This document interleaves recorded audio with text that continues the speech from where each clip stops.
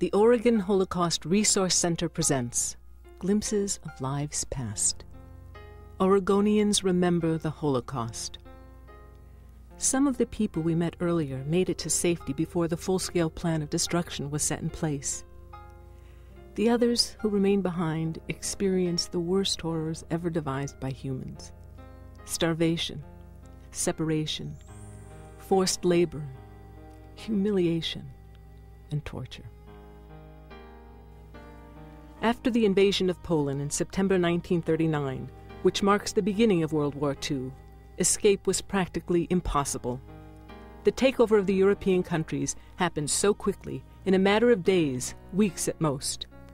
Once the Germans invaded Eastern Europe, the daily activities of the Jews were greatly restricted. Businesses were taken away, schools were closed, and religious practices were forbidden.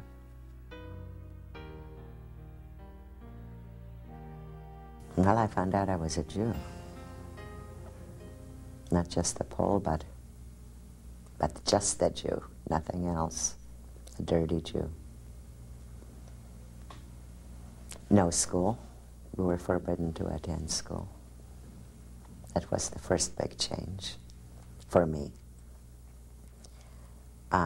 Certain foods were forbidden to Jews. We were given rations. The next thing that happened is Jews had to wear the yellow star. The most terrifying part of the occupation was the complete disruption of daily life. No one knew what the next day would bring. Able-bodied men were picked up and sent to labor camps, often never to return. Women and children were left behind to fend for themselves, and the youngsters were forced to grow up very quickly.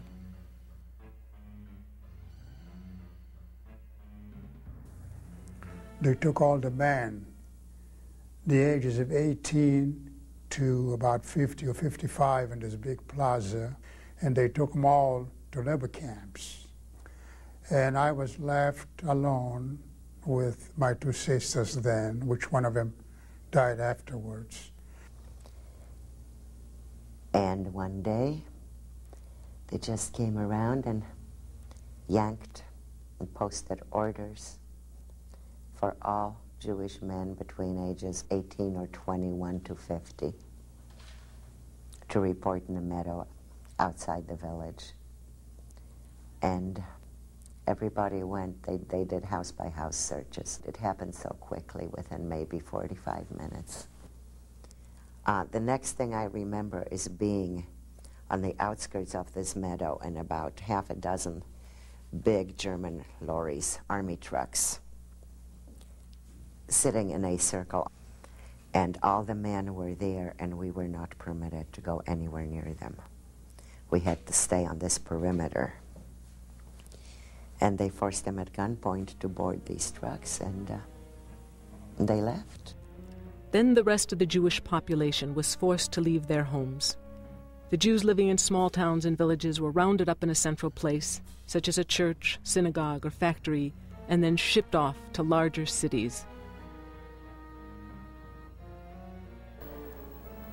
We just had to leave with these things on our backs. Everybody put on 4 or 5 dresses and 2 coats and whatever, and some food that my mother actually was making, like milk conserves.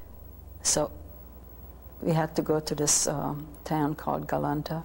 It's like a ghetto where they all concentrated people from surrounding areas. And there was a sight that is very hard to forget. Our home happened to be across the street from the church, about 3-4 houses to the left, standing there looking at it. And we saw villagers who'd come in and country people looting our homes. They were just carrying things out. Laughing, jumping, drinking, partying. Some were screaming, "Good riddance. You got what you deserve."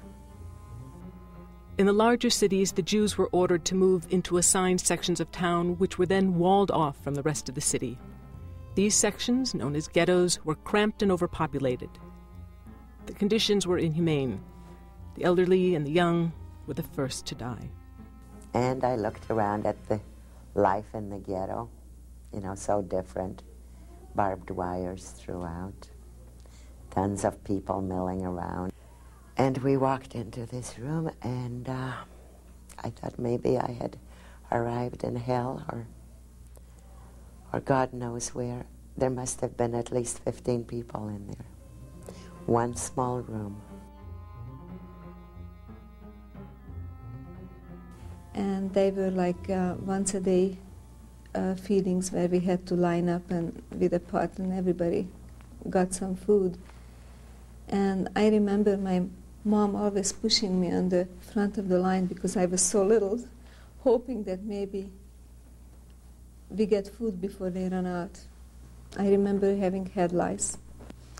I had long braids, and my mother cut my hair with a scissor. She said, maybe the only way we can get rid of this. But it was no cleaning conditions. Starting at the end of 1941, deportations from the ghettos to the concentration camps began. Jews were taken to railroad tracks where they were packed into overcrowded cattle cars. They traveled for days with little food or water and no sanitation. There was chaos and terror everywhere. No one knew where they were being taken. And they told us, that all of us had to stay on this main street, and they were going to move us out to the railroad station at a certain time. So all of us, picked up a few things. We left everything at home except a few belongings, like a suitcase. And it was just the four of us, my dad, my mom, me, and my sister, because one of them already passed away. So.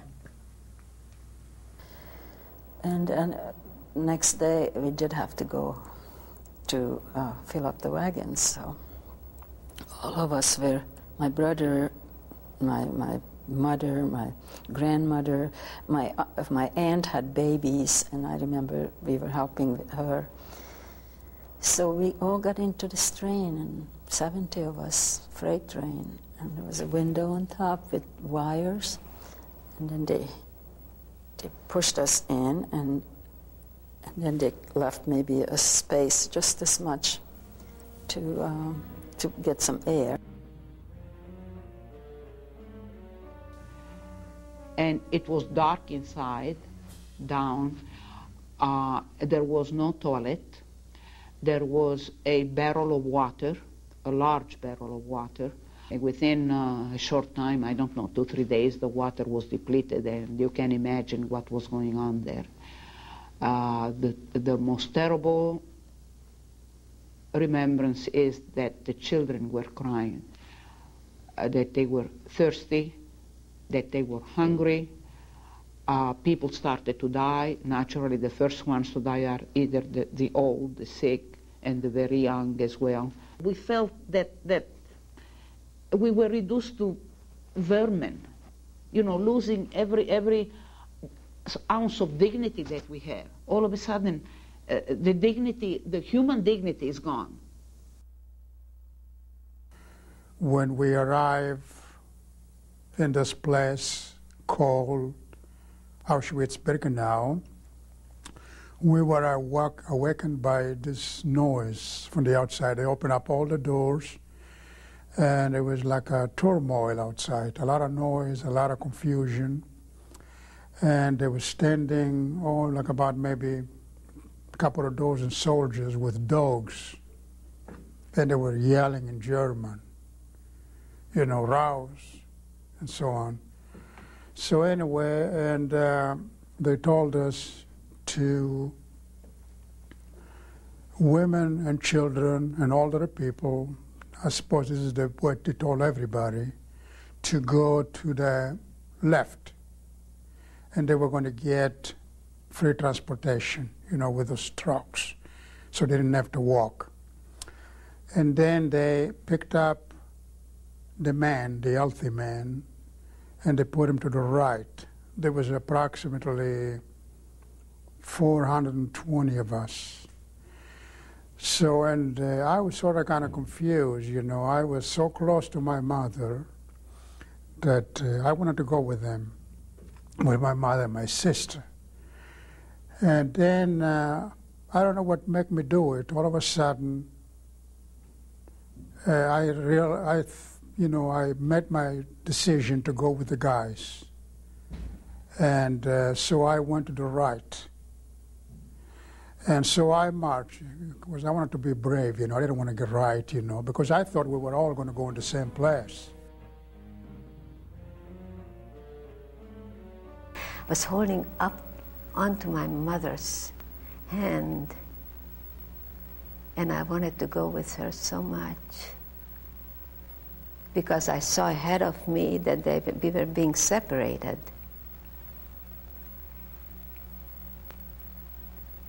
And we were getting to the front. My mother said, "No, you go with your sisters. Your brother needs me more." Even after arrival at camps such as Auschwitz, the inmates did not know what awaited them. Only after being processed in a most cruel and humiliating way did they realize why they had been separated. The physically fit were selected for slave labor, and the others, women with children, the elderly and the sick, useless to the Germans, were sent immediately to their death in the gas chambers.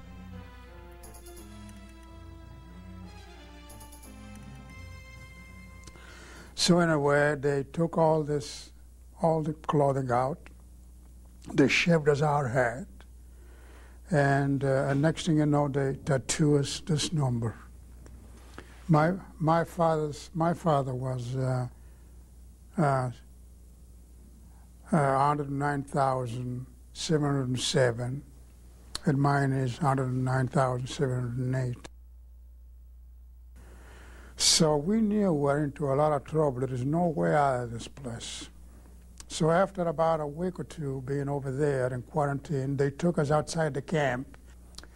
That's when I saw that chimney. That chimney was huge. And I knew right away, you know, what was happening to those people. In Birkenau, we wanted to know where our parents were and where mother was, and we were told that we'll be reunited with them. Don't worry about it. And then one of the capos came out and said, "Don't kid yourself, you'll never see them again. Tonight you will see the smoke going up from the crematorium, and that's where your parents or brothers or sisters, whoever may be, are." Do you know my mother was 39 years old? My brother was about 11.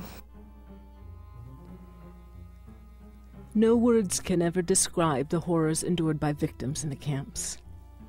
They lived one day at a time, never knowing if they'd still be alive the next morning.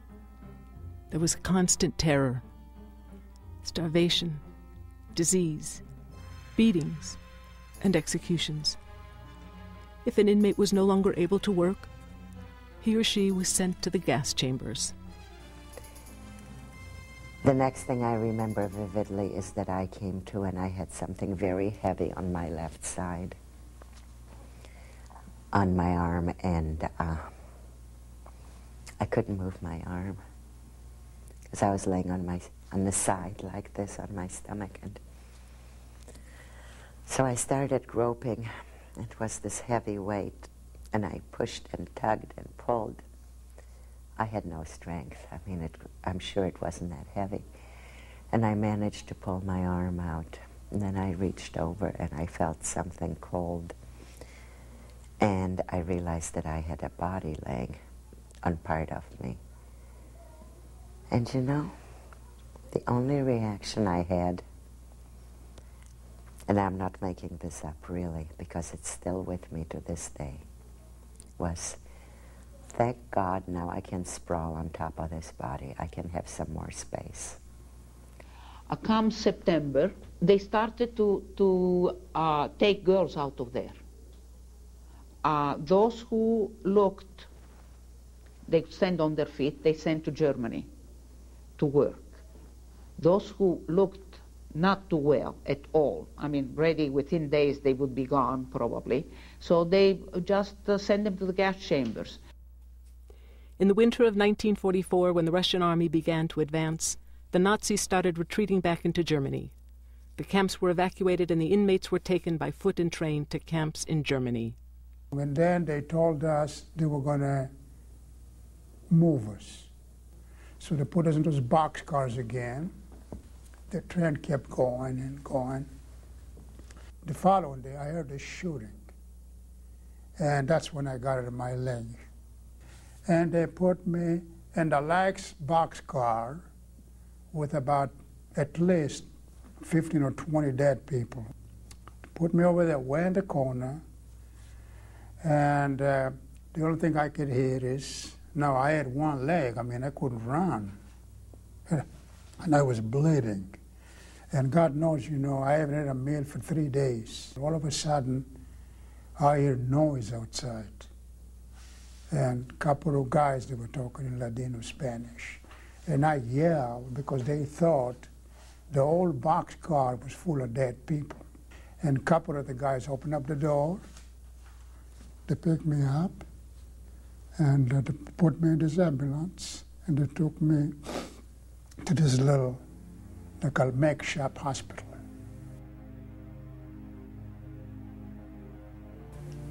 And when May 2nd, the 7th Army liberated us, I was not able to go out and greet them.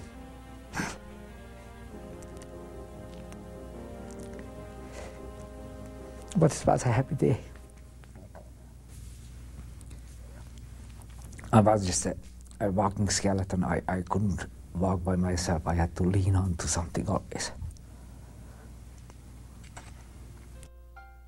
Liberation for the survivors did not mean immediate rejoicing and happiness. Many of them died of typhus and food poisoning, even after the Allies liberated the camps. Very few survivors wished to return to their country of origin because they had no families left, and the memories were too painful. You don't even know if you're going to be living tomorrow. You see, that's the hardest thing, you know, because we had no idea when the war is going to end. You know, you just take it a day to day, but that the word survival means you just don't give up. Through the Red Cross, they said that they were going to get in touch with our family. And I knew I had an aunt here in Portland. My mother's sister was here. And I gave them her name, but I didn't know the address. I said, it's Portland, Oregon. I said, Oregon. My stepbrother, who lived in Portland, placed an affidavit of acceptance on the consulate. And so I settled here and started working. And then I went to work for Tetronics for 13 years as a model maker. And that's where I retired from almost 2 years ago. On the other hand, I try not to nurture hatred in my heart for the Nazis, for what they did, not only to us, to the world, practically. Not only to the Jewish people, 6 million, and to the others as well, to the gypsies, to the homosexuals, to the what they call, quote-unquote, political prisoners, to the Jehovah's Witness, to everyone who was imprisoned as a regard. To those, I feel for them.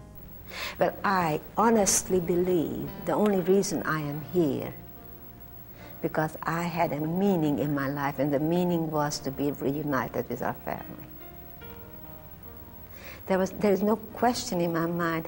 I truly believe if you would have taken that meaning away from us, I don't think any of us would have survived. It is that thing that you have something to live for. It is so very important. I remember standing in rain in Geislingen. I mean, I was a youngster, and saying to myself, I'm going to survive. I'm going to defeat Hitler. It may be posthumously, but I'm going to have a family. I'm going to have children, and they'll have children, and there will never